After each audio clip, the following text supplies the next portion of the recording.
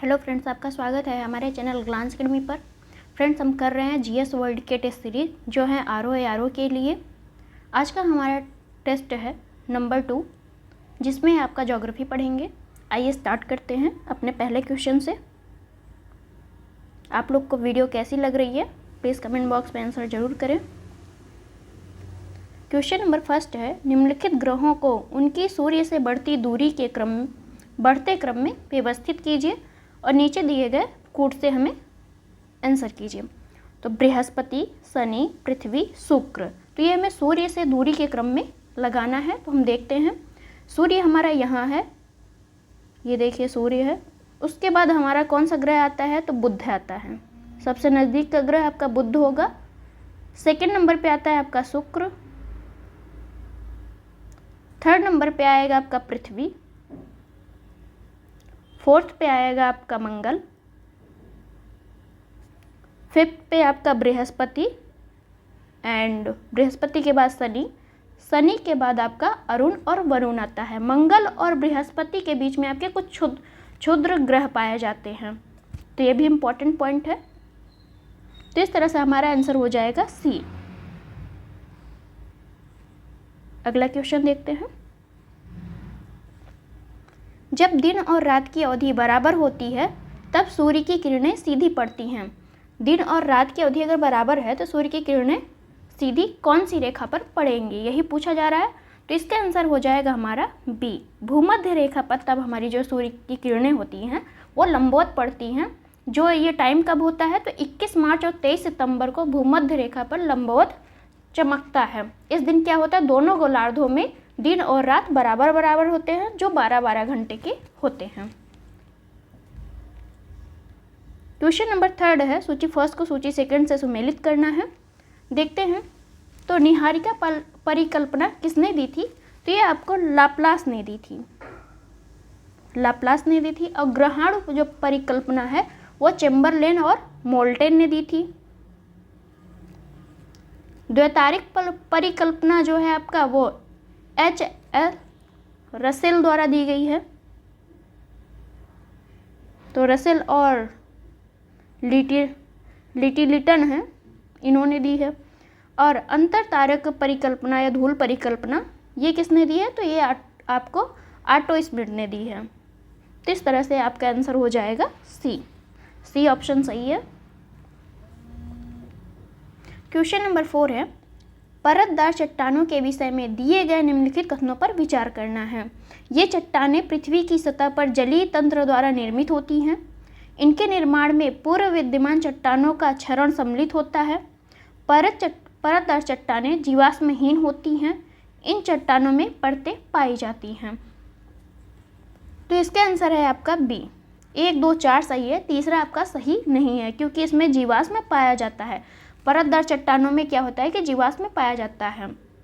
यह चट्टानों के टूट फूट के द्वारा परतदार चट्टानें निर्मित होती हैं। परतदार चट्टानों को क्या कहते हैं? औसादी चट्टान भी कहते हैं। औसादी चट्टान। क्वेश्चन नंबर 5 देखते हैं।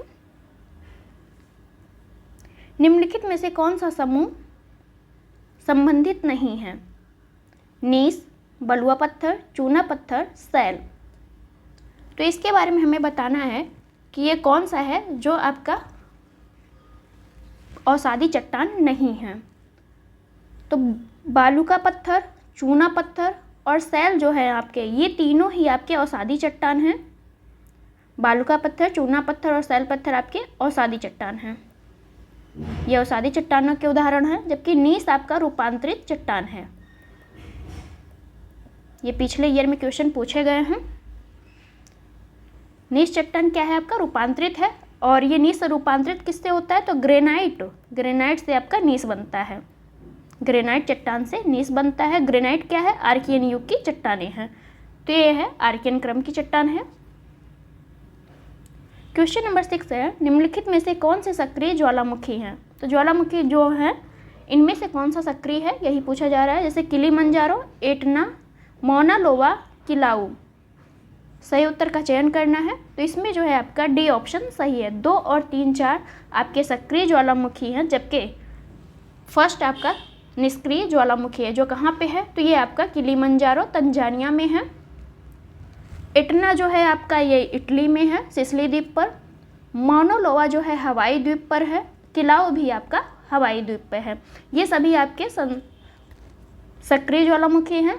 किलायु के बारे में एक इम्पॉर्टेंट फैक्ट है कि संसार का सर्वाधिक सक्रिय ज्वालामुखी कौन है, तो किलायु है जो कहाँ पे है, हवाई द्वीप पे है। क्वेश्चन नंबर 7 है, रिएक्टर पैमाने का उपयोग होता है मापने के लिए। क्या मापने के लिए हम रिएक्टर पैमाने का उपयोग करते हैं, तो इसका आंसर है आपका सी। भूकंप की तीव्रता मापने के लिए हम रिएक्टर पैमाने का उपयोग करते हैं। ये किसके द्वारा दिया गया है, तो ये आपके चार्ल्स एफ रिएक्टर के द्वारा ही दिया गया था। और इसका आविष्कार कब हुआ था, तो 1935 में इसका आविष्कार हुआ था। निम्नलिखित में से कौन महाद्वीपों के क्षेत्रफल का सही अवरोही क्रम प्रस्तुत करता है, तो बढ़ते से लेके घटता क्रम हमें लगाना है कि सबसे ज़्यादा किसका क्रम है, मतलब क्षेत्रफल में सबसे ज़्यादा कौन है, फिर उसके बाद कौन है और सबसे कम किसका है, यही हमें बताना है। तो देखते हैं। तो अफ्रीका का क्षेत्रफल सबसे अधिक है जितने भी ऑप्शन दिए हैं उसमें। उसके बाद आता है आपका उत्तरी अमेरिका का, तो अफ्रीका आपका फर्स्ट है। सेकंड पे आपका उत्तरी अमेरिका है। थर्ड पे आपका अंटार्कटिका है और फोर्थ पे आपका यूरोप है। तो इस तरह से आप देख सकते हैं कि हमारा ऑप्शन कौन सा है, सी सही है। सबसे पहले आपका एशिया महाद्वीप सबसे बड़ा है। सेकंड पे आपका अफ्रीका महाद्वीप आता है। थर्ड पे आपका अमेरिका आता है और फोर्थ पे आपका अंटार्कटिका और फिफ्थ पे आपका यूरोप। इस तरह से आप इसको देख सकते हैं। क्षेत्रफल आप एक बार सर्च कर लीजिए। वैसे क्षेत्रफल याद करने की ज़रूरत नहीं कि किसका कितना है, सबसे इम्पॉर्टेंट यही है कि आप लोग बस इतना याद रखिए कि फर्स्ट पे कौन है, सेकंड पे कौन है, थर्ड पे कौन है क्षेत्रफल में। क्वेश्चन नंबर 9 है, निम्नलिखित महाद्वीपों में प्रति व्यक्ति भूमि सर्वाधिक है। एशिया, ऑस्ट्रेलिया, दक्षिणी अमेरिका, यूरोप। तो इसका आंसर है आपका बी।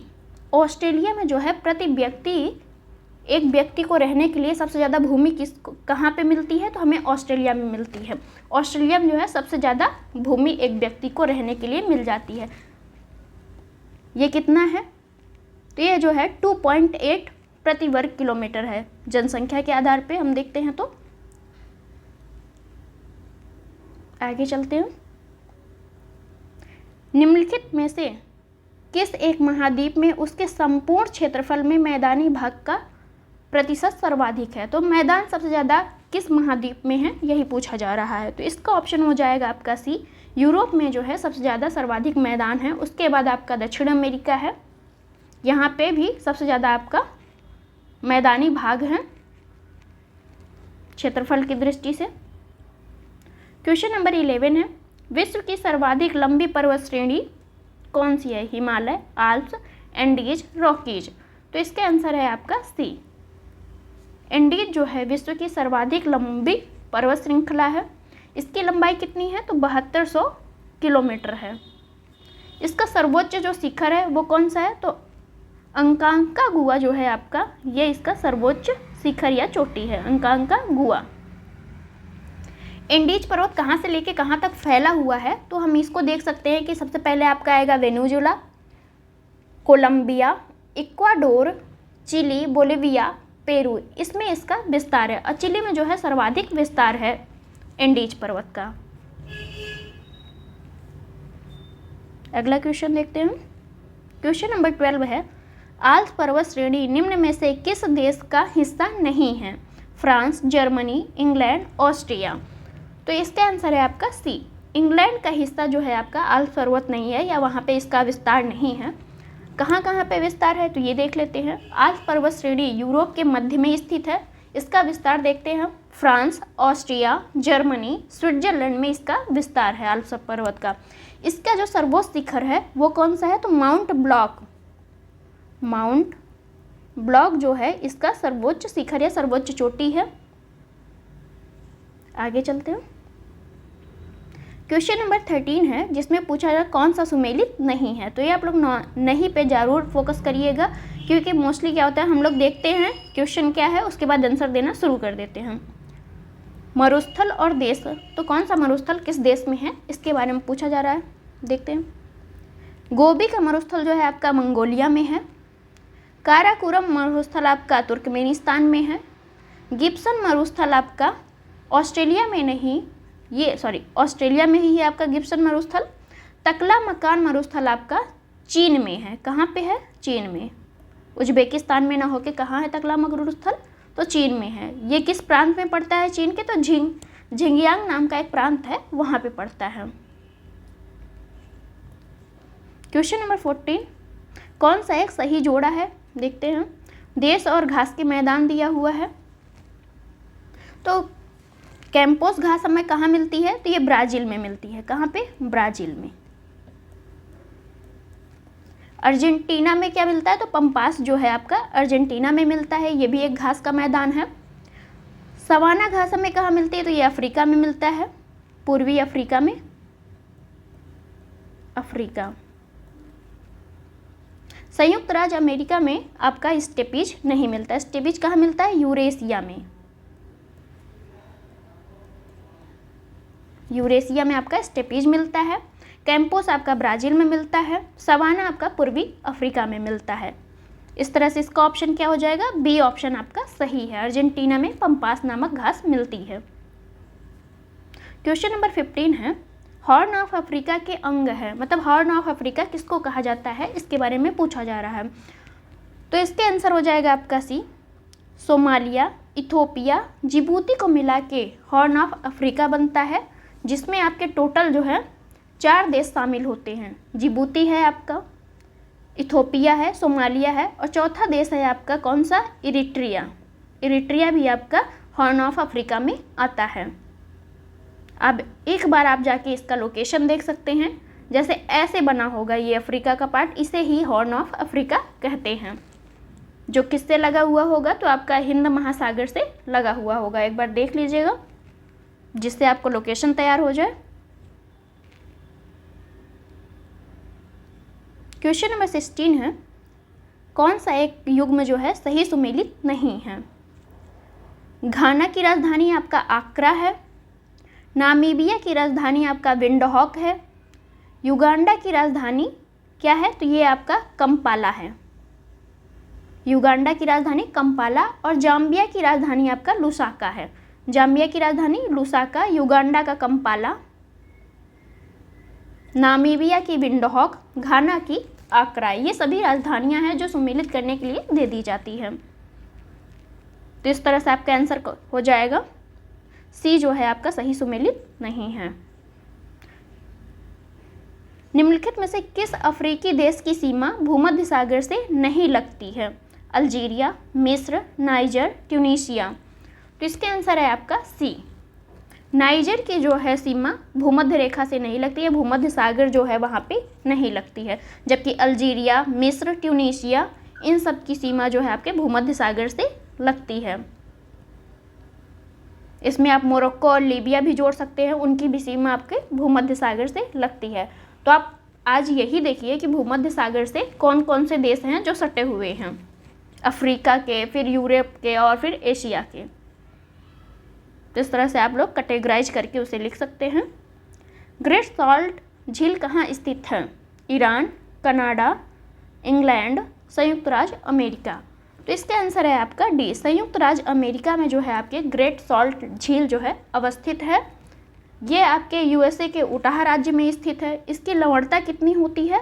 तो 220 ग्राम प्रति हजार। ग्राम प्रति हजार को ऐसे व्यक्त किया जाता है और ये हमेशा प्रति हजार में ही व्यक्त की जाती है। तो 1000 लीटर में लवणता कितनी है या नमक की मात्रा कितनी है उसको हम काउंट करते हैं। क्वेश्चन नंबर है 19 के बारे में देखते हैं। एशिया की निम्नलिखित में से कौन सी नदी दक्षिण को प्रवाहित होती है? आमूर, लीना, साल्विन, ओब। तो इसका आंसर है आपका सी, साल्विन जो है आपकी दक्षिण में प्रवाहित होती है, जबकि आमूर, लीना और ओब जो है आपके रूस में प्रवाहित होने वाली नदियां हैं, जो कहाँ पे जाती हैं? तो आर्कटिक महासागर में ये गिरती हैं। ये तीनों नदियां कहाँ पे प्रवाहित होती हैं? तो रूस में प्रवाहित होती हैं। आमूर, लीना और ओब कहाँ पे? रूस में। और गिरती कहाँ है? तो आर्कटिक महासागर में, जो उत्तर ध्रुवी छोर है हमारा, वहाँ पे ये नदियाँ अपना मुहाना बनाती हैं। जबकि साल्विन नदी आपका कहाँ पे बहती है, तो ये म्यांमार में बहती है और ये गिरती कहाँ है, तो दक्षिण अंडमान सागर में ये गिरती है। आगे चलते हैं। विश्व की सबसे बड़ी ताजे पानी की झील कौन सी है? Baikal, Victoria, superior, Michigan. तो इसका आंसर है आपका सी, सुपीरियर झील जो है वो विश्व की सबसे बड़ी ताजे पानी की झील है। सेकंड नंबर पे आपकी विक्टोरिया झील आती है। और ये सुपीरियर झील कहाँ है, तो आपकी ये कनाडा और यूएसए की सीमा पर स्थित है सुपीरियर झील। यहाँ पे टोटल 5 झीलें हैं, जो इनका क्रम है सुपीरियर। सुपीरियर हो गया आपका, दूसरा आपका मिशिगन हो गया, मिशिगन, तीसरा आपका ह्यूरॉन हो गया, चौथा आपका ईरी हो गया, पांचवा आपका ओंटारियो हो गया। ओंटारियो, राइटिंग पे मत जाइएगा, आप लोग बस बोलने पे ध्यान दीजिए, जो हम बोल रहे हैं उसको ध्यान दीजिए। अगला क्वेश्चन देखते हैं। सूर्य से निकलने वाली विनाशकारी रेडिएशन से निम्न में से कौन जीवन की सुरक्षा करती है? ट्रोपोस्फियर, स्ट्रेटोस्फियर, ओजोन की परत, बी और सी दोनों ही। तो इसका आंसर हो जाएगा आपका डी, बी और सी दोनों ही जो है आपका जो अल्ट्रावायलेट रेज निकलती है सूर्य से उसकी रक्षा करती है। तो ये समताप मंडल में जो है ओजोन परत पाई जाती है और वही आपकी ये रेडिएशन को रोक लेती है। और स्ट्रेटोस्फियर ये समताप मंडल का जो धरातल से ऊंचाई है वो कितना है, तो 15 से लेके 35 किलोमीटर के बीच में आपका समताप मंडल पाया जाता है। और ओजोन परत क्या करता है, तो ये आपका अल्ट्रावायलेट रेज को पृथ्वी पर आने से रोकता है। आगे देखते हैं। क्वेश्चन नंबर है 22, जो सुमेलित करना है सूची फर्स्ट और सेकंड को। तो विली विली जो है कहाँ पे आता है, ये चक्रवात है विली विली। तो ये आपका ऑस्ट्रेलिया में आता है। विली विली नामक चक्रवात जो है ऑस्ट्रेलिया से संबंधित है। हरिकेन कहाँ पे आता है, तो हरिकेन चक्रवात आपका यूएसए में आता है। टाइफून आपका कहाँ पे आता है, तो ये चीन में आता है। बोगियो नामक जो चक्रवात आता है वो आपका फिलीपींस में आता है। भारत में चक्रवात को चक्रवात ही कहते हैं। तो इस तरह से आपका आंसर हो जाएगा बी, बी ऑप्शन आपका सही है। विली विली ऑस्ट्रेलिया में, हरिकेन आपका यूएसए में, टाइफून चीन में और बोगियो जो है फिलीपींस में।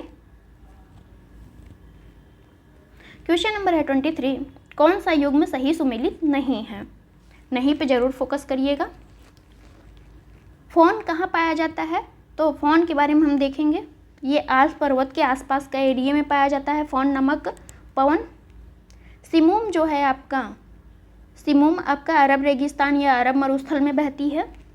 सांता आना जो है आपका कहाँ पे बहती है, तो ये आपका कैलिफोर्निया, ये दक्षिण कैलिफोर्निया में बहती है। क्या है ये, तो एक शुष्क स्थानीय पवन है। ये सभी पवन हैं, तो ये दक्षिण कैलिफोर्निया में बहती है आपका सांता आना। खमसिन कहाँ बहती है, तो खमसिन आपकी मिस्र में ही बहती है। ये भी आपके पवन ही है। तो इस तरह से आपका ऑप्शन हो जाएगा सी, सांता आना कहाँ बहता है, तो ये आपका कैलिफोर्निया। क्वेश्चन नंबर है 24, निम्नलिखित में से कौन सा पृथ्वी के अधिकतम प्रतिशत क्षेत्रफल पर फैला हुआ है? तो सबसे ज़्यादा किसका क्षेत्रफल है, देखते हैं इसके बारे में। इसका आंसर है आपका ए, शुष्क प्रदेश। पृथ्वी के लगभग 1/3 भाग पर कितना, 1/3 भाग पर शुष्क प्रदेश का विस्तार है, जो अन्य सभी भौगोलिक क्षेत्रों में सबसे अधिक माना जाता है। क्वेश्चन नंबर 25 देखते हैं। रेशम उत्पादन में भारत का विश्व में कौन सा स्थान है? तो रेशम उत्पादन में भारत का कौन सा स्थान है? द्वितीय, प्रथम, चतुर्थ, तृतीय। तो इसका आंसर है आपका ए, सेकंड स्थान भारत जो है रेशम उत्पादन में रखता है। FAO के अनुसार, फूड एंड एग्रीकल्चर ऑर्गेनाइजेशन के अनुसार रेशम उत्पादन में भारत का दूसरा स्थान है। और विश्व में पहला स्थान किसका है, तो ये आपका चीन का है। ये उत्पादक पूछ रहा है, ना कि भंडारण में। भारत में जो है हर किस्म के रेशम का उत्पादन होता है, जिसमें से 60 लाख से अधिक लोग इसका उत्पादन करते हैं। अब आप ये बताइएगा कि गोरखपुर और सोनभद्र में कौन से रेशम का उत्पादन किया जाता है, यूपी स्पेशल है। आप लोग कमेंट बॉक्स में आंसर देके। क्वेश्चन नंबर 26 है, निम्न देशों में से कौन विश्व में लौह अयस्क का बृहत्तम उत्पादक है। सबसे ज़्यादा उत्पादन लौह का कौन करता है, भारत, ब्राज़ील, चीन, ऑस्ट्रेलिया। तो इसका आंसर है आपका डी, ऑस्ट्रेलिया जो है सबसे ज़्यादा लौह अयस्क का उत्पादन करता है। देखते हैं क्रमवाइज। ऑस्ट्रेलिया आपका फर्स्ट पे आता है, सेकंड पे आता है आपका ब्राज़ील। लौह अयस्क का सेकंड नंबर पे कौन उत्पादन सबसे अधिक करता है, तो ब्राज़ील करता है। थर्ड पे आपका चीन है और फोर्थ पे आपका भारत है, याद रखिएगा। तो लौह अयस्क उत्पादन में भारत का स्थान कौन सा है, तो फोर्थ नंबर पे है। लेटेस्ट डेटा के अनुसार है, 2022 के अनुसार। तो इसे आप लिख सकते हैं, नोट डाउन कर सकते हैं। दक्षिण पूर्वी एशिया का सबसे बड़ा खनिज तेल उत्पादक देश है, थाईलैंड, इंडोनेशिया, मलेशिया, म्यांमार। तो इसका आंसर है आपका बी, इंडोनेशिया जो है दक्षिण पूर्व एशिया की बात कर रहा है, ना कि पूरे वर्ल्ड में कौन सबसे बड़ा उत्पादन है खनिज तेल का, इसके बारे में नहीं कह रहा है। कह रहा है दक्षिण पूर्व एशिया में सबसे बड़ा जो है खनिज तेल का उत्पादन कौन करता है, तो ये आपका इंडोनेशिया करता है। क्वेश्चन नंबर है 28, यूरेनियम का सर्वाधिक भंडार अवस्थित है। तो ये यूरेनियम का सर्वाधिक भंडार कहाँ पे है, भंडार पूछा जा रहा है। ये भी एक इम्पॉर्टेंट पॉइंट होता है, भंडार है कि उत्पादन है, इन सब पे थोड़ा ध्यान दीजिएगा। विश्व में यूरेनियम का सर्वाधिक भंडार आपका ऑस्ट्रेलिया में है। और सबसे ज़्यादा उत्पादन कौन करता है, उत्पादक राज्य कौन है, तो ये आपका कजाकिस्तान है, कजाकिस्तान लिख लीजिएगा आप लोग। क्वेश्चन नंबर 29 है, बुशमैन का संबंध किससे है। बुशमैन एक आदिम जनजाति है, पहले बात तो यही आप नोट डाउन कर लीजिए कि ये आदिम जनजाति है। बुशमैन जो कहाँ पे पाई जाती है, तो कालाहारी मरुस्थल जो क्षेत्र है आपका, वहाँ पे पाई जाती है। इसका ऑप्शन हो जाएगा आपका बी। कालाहारी मरुस्थल में कौन कौन से आपके देश आते हैं, तो दक्षिण अफ्रीका, जिम्बाब्वे,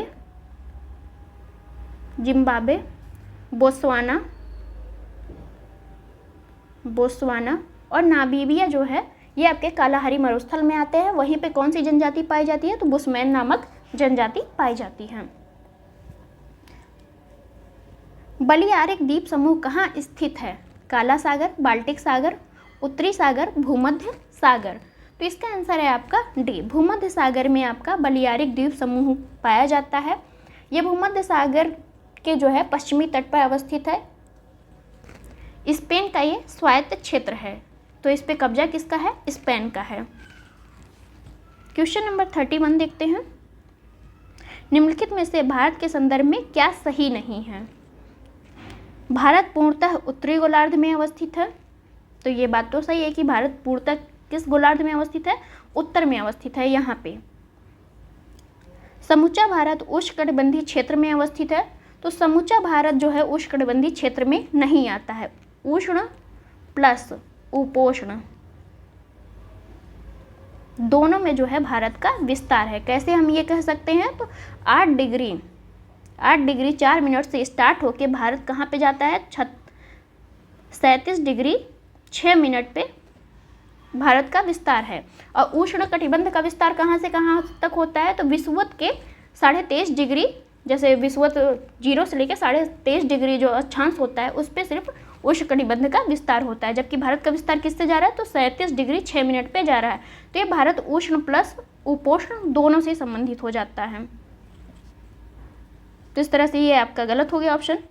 भारत में 28 राज्य और 8 यूटी है, ये बात सही है।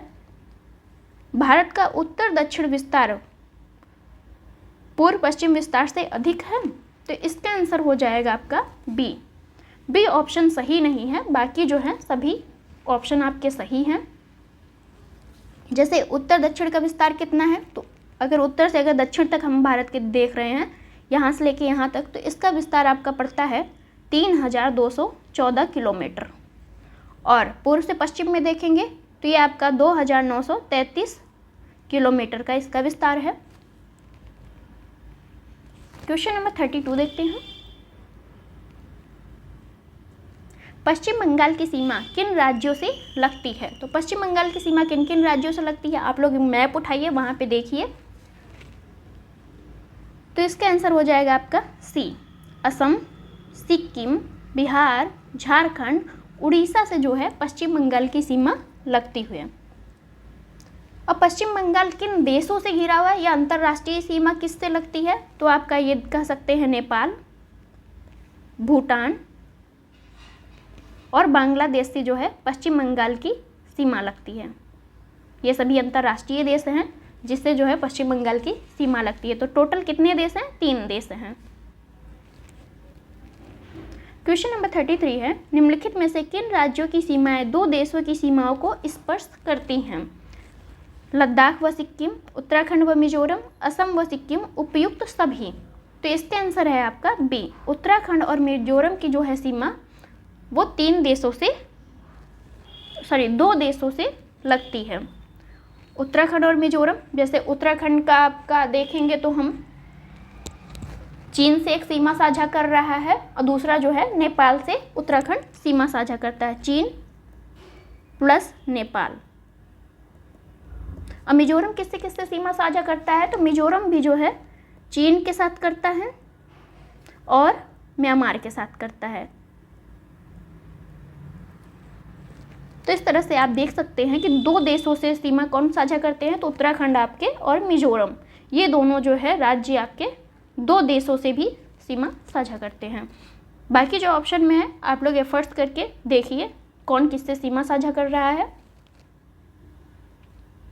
क्वेश्चन नंबर 34, निम्नलिखित में से कौन सा सही नहीं है? पश्चिमी घाट का उत्तरी क्षेत्र अपेक्षाकृत अधिक ऊंचाई पर है। पश्चिमी घाट में अनाईमुड़ी सबसे ऊंची चोटी है। ताप्ती नदी सतपुड़ा के दक्षिण में है। नर्मदा नदी तथा ताप्ती नदी घाटियाँ पुरानी रिफ्ट घाटियाँ मानी जाती हैं। तो इसका आंसर है आपका ए ऑप्शन जो है सही नहीं है। बाकी सभी ऑप्शन आपके सही हैं कि पश्चिमी घाट की सबसे ऊंची चोटी कौन सी है? अनाईमुड़ी। इसका विस्तार मतलब इसकी ऊंचाई कितनी है? तो 2695 मीटर इसकी ऊंचाई है। और ताप्ती नदी जो है वो सतपुड़ा के दक्षिण में बहती है।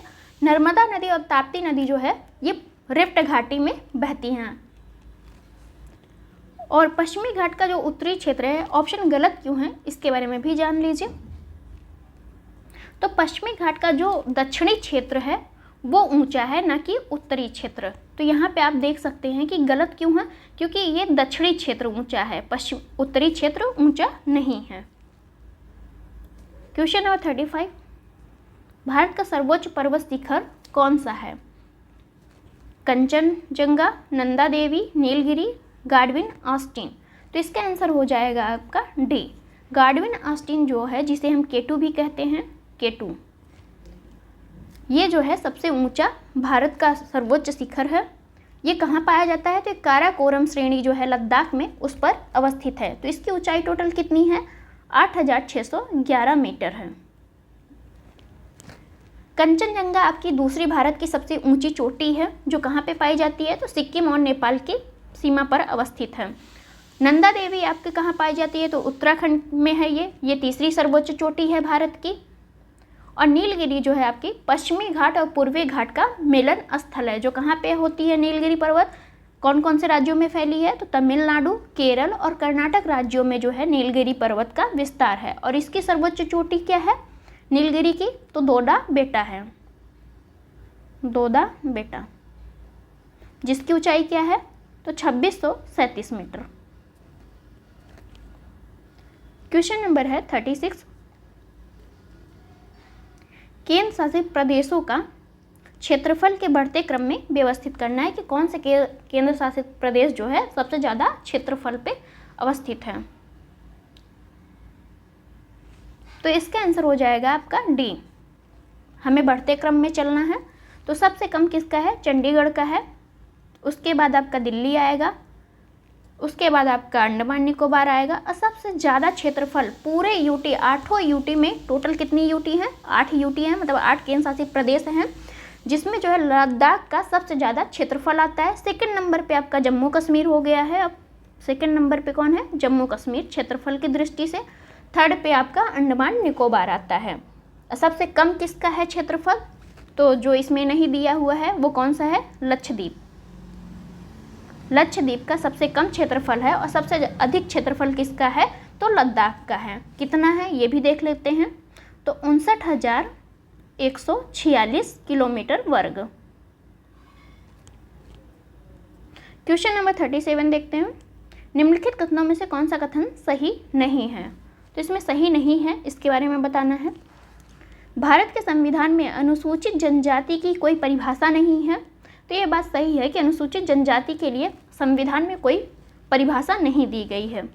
कुल जनजाति जनसंख्या का आधे से अधिक भाग उत्तर पूर्वी भारत में रहता है। तो ये आपका ऑप्शन जो है गलत है। भारत में कुल जनसंख्या में जनजातियाँ कितनी हैं? टोटल 8.6% जनजातियाँ पाई जाती है टोटल भारत में। इसकी सर्वाधिक जनसंख्या कहाँ पाई जाती है आपकी? तो मध्य प्रदेश, महाराष्ट्र, उड़ीसा, इन तीनों राज्य में आपके जो हैं सबसे ज़्यादा जनजातियाँ पाई जाती हैं। जबकि यहाँ ऑप्शन में क्या दिया है कि उत्तर पूर्वी भारत में पाई जाती है, इसलिए ये ऑप्शन आपका गलत है। जारवा जनजाति अंडमान एवं निकोबार द्वीप की प्रमुख जनजातियाँ हैं। तो ये बात भी आपका सही है कि जारवा, सेंटलीज ये सभी जो हैं अंडमान निकोबार की जनजातियाँ हैं। टोडा कहलाने वाले लोग नीलगिरी क्षेत्र में रहते हैं। तो टोडा जनजाति जो है इनका निवास क्षेत्र क्या है? तो नीलगिरी क्षेत्र ही इनका निवास क्षेत्र है। टोडा जनजाति में एक जो प्रथा प्रचलित है वो बहुपति प्रथा। कौन सी प्रथा है? तो बहुपति, यानी एक पत्नी जो है 2-3 पति को अपने साथ रख सकती है या उससे शादी कर सकती है। तो ये इम्पॉर्टेंट फैक्ट है, याद रखिएगा। तो इसका ऑप्शन हो जाएगा बी, आपका सही नहीं है। नेक्स्ट क्वेश्चन देखते हैं। क्वेश्चन नंबर है 38। गंगा नदी एकमात्र सहायक नदी है जो मैदानी से गंगा नदी की एकमात्र सहायक नदी कौन सी है जो मैदानी क्षेत्र से निकलती है और फिर गंगा नदी में मिल जाती है?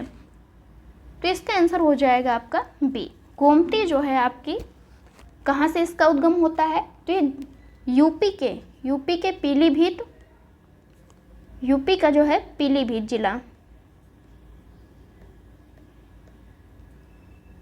जिला के फुलहर झील से निकलती है, जो एक मैदानी क्षेत्र है। यहाँ से निकल के गंगा नदी में ये मिल जाती है।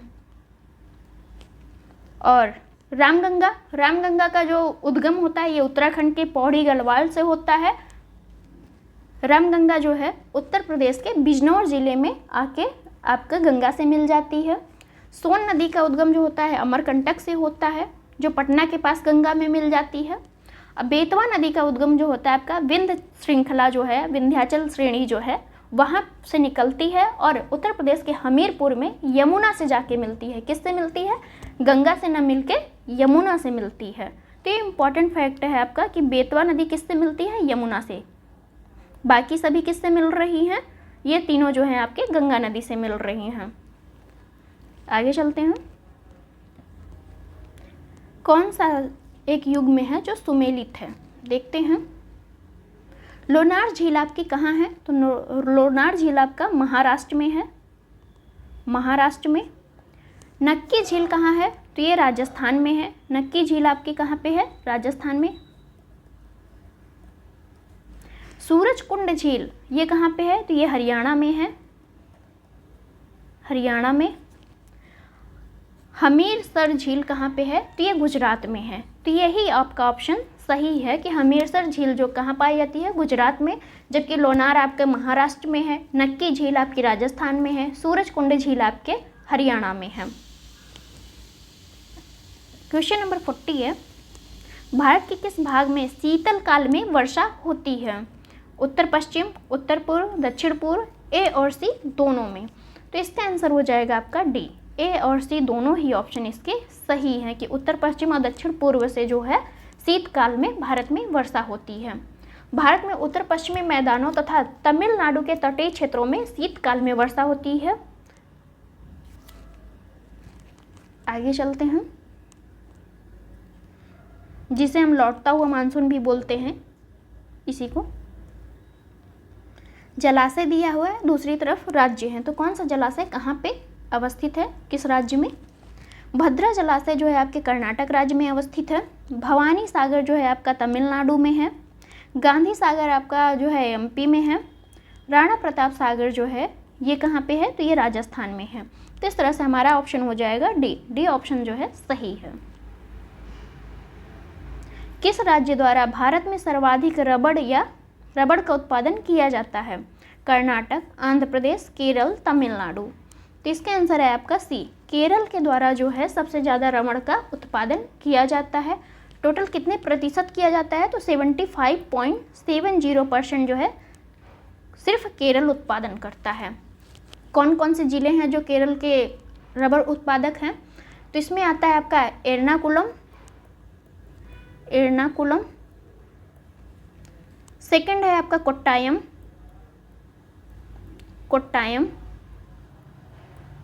थर्ड है आपका कोझिकोड और फोर्थ है कोल्लम। इन सभी प्रमुख जिले जो हैं इसमें से सबसे ज़्यादा रबड़ उत्पादन होता है केरल में। उसके बाद जो है दूसरा नंबर तमिलनाडु का आता है रबड़ उत्पादन में। आगे चलते हैं। भारत में मसालों का सर्वाधिक उत्पादन करने वाला राज्य कौन सा है? तो सबसे ज़्यादा मसालों का उत्पादन कौन करता है, तो ये आपका मध्य प्रदेश करता है। 2020-21 के आंकड़े के अनुसार हम देखेंगे भारत में सर्वाधिक मसालों का उत्पादन करने वाला कौन है, तो एमपी है। एमपी के बाद कौन है, सेकंड पे आपका राजस्थान आता है, सेकंड पे राजस्थान है। थर्ड पे आपका गुजरात है मसालों का उत्पादन करने में, और फोर्थ पे आपका आंध्र प्रदेश है।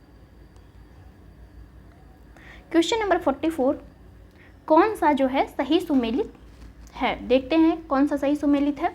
सुनहरी क्रांति जो है आपका उद्यान कृषि से संबंधित है, तो यही ऑप्शन आपका सही है। लाल क्रांति किससे संबंधित है, तो लाल क्रांति जो है आपके मांस और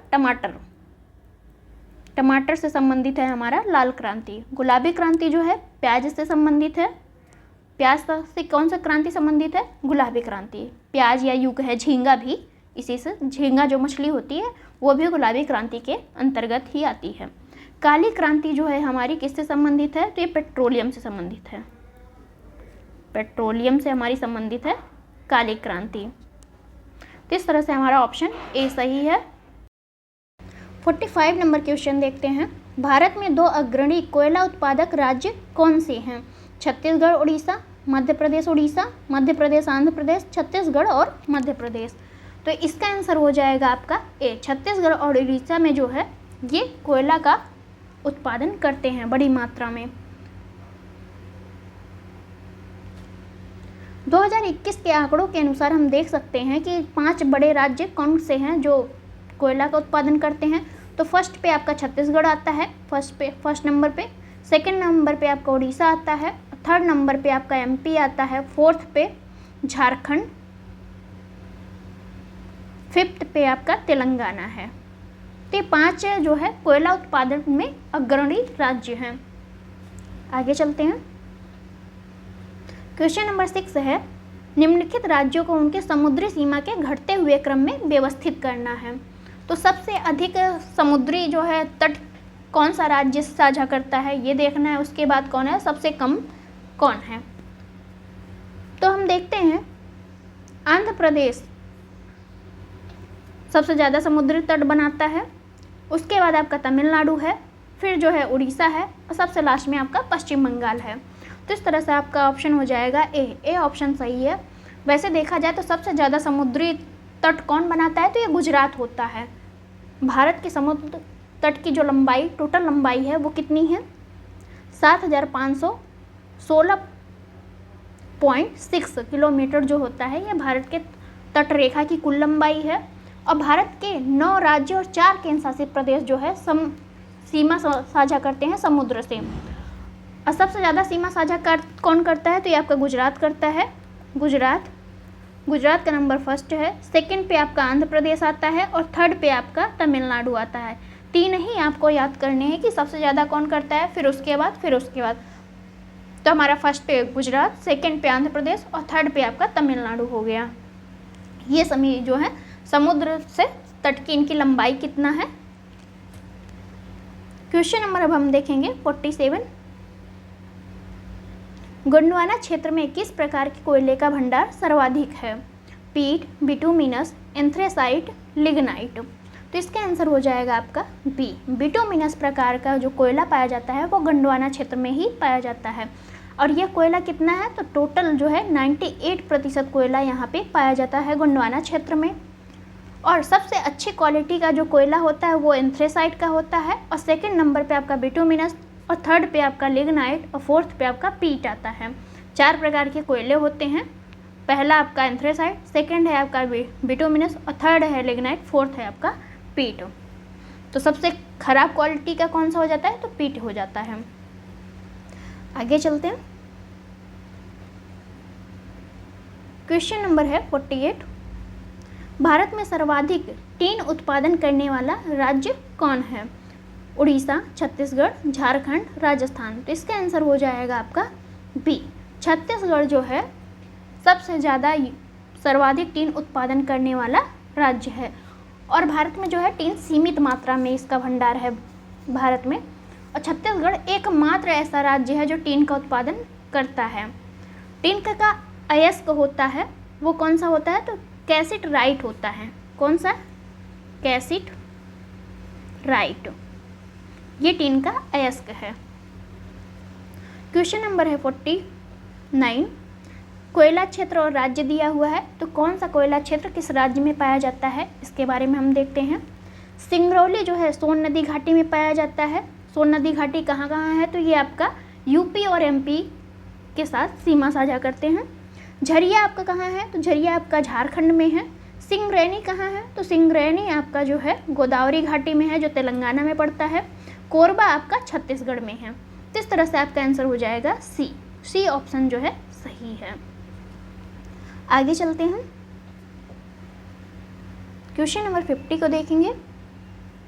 भारतीय भूभाग में पाई जाने वाली मिट्टी का सर्वाधिक भाग है। कौन सी मिट्टी भारत में सबसे ज़्यादा पाई जाती है? तो इसका आंसर हो जाएगा आपका भी, कछारी मिट्टी, जिसे हम क्या कहते हैं? जलोढ़ मिट्टी भी हम इसी को कहते हैं। ये सबसे ज़्यादा पाई जाती है। कितना ज़्यादा पाई जाती है? तो ये जो है पूरे भारत में 40% के अराउंड जो है ये पाई जाती है कछारी मिट्टी। इसी में जो है सबसे ज़्यादा आपका गेहूँ, धान, यही सारी चीज़ें होती हैं। और ये मैक्सिमम क्या होता है? नदी घाटियों में ही, जहाँ नदियाँ होती हैं वहीं पे पाई जाती है। आगे देखेंगे। क्वेश्चन नंबर है 51।